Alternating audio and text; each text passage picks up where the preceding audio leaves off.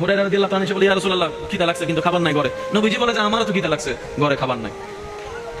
এমন সময় একজন মানুষ এক গ্লাস দুধ নিয়ে আসছে। নবীজির সামনে যখন উনি দুধটা নিয়ে আসলেন হাদিয়া হিসেবে, নবীজি ওই দুধটা আবু হুরায়রা রাদিয়াল্লাহু তাআলা আনহুকে দিয়ে বললেন, আবু হুরায়রা, আমার আসহাবে সুফফা সাহাবারা তারাও ক্ষুধার্ত হয়ে আছে, অনেক কষ্ট পাচ্ছে, একটু যাও তো এই গ্লাস দুধটা নিয়ে যাও, সবাইকে একটু দুধ দিয়ে আসো, খাইতে বলো। সুবহানাল্লাহ। আচ্ছা তখন কেমন লাগে?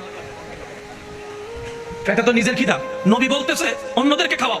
এটাই হচ্ছে সাহাবা আর আমাদের মধ্যে অনেক পার্থক্যের একটা নমুনা। আপনি আমি হলে বলতাম আগে তো আমি নিজে খাই বাসি। সাহাবা বলে যে না, ক্ষুধা আমার চলে যাক, ক্ষুধা আমার মিটে যাক, জান আমার চলে যাক, নবী যেটা বলেছেন আগে হুকুম সেটাই পালন হবে।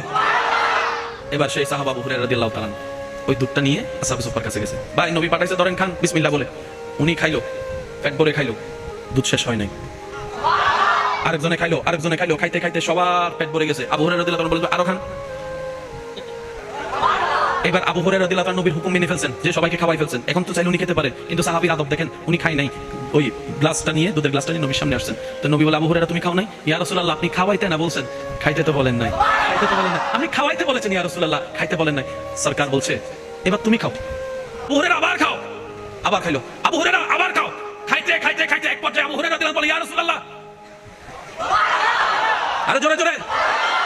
এবার নবীজি রাহমাতুল্লিল আলামিন দুধের পেয়ালাটা হাতে নিয়ে নবীজি বিসমিল্লাহ বলে খেলেন, তারপরে দুধ শেষ।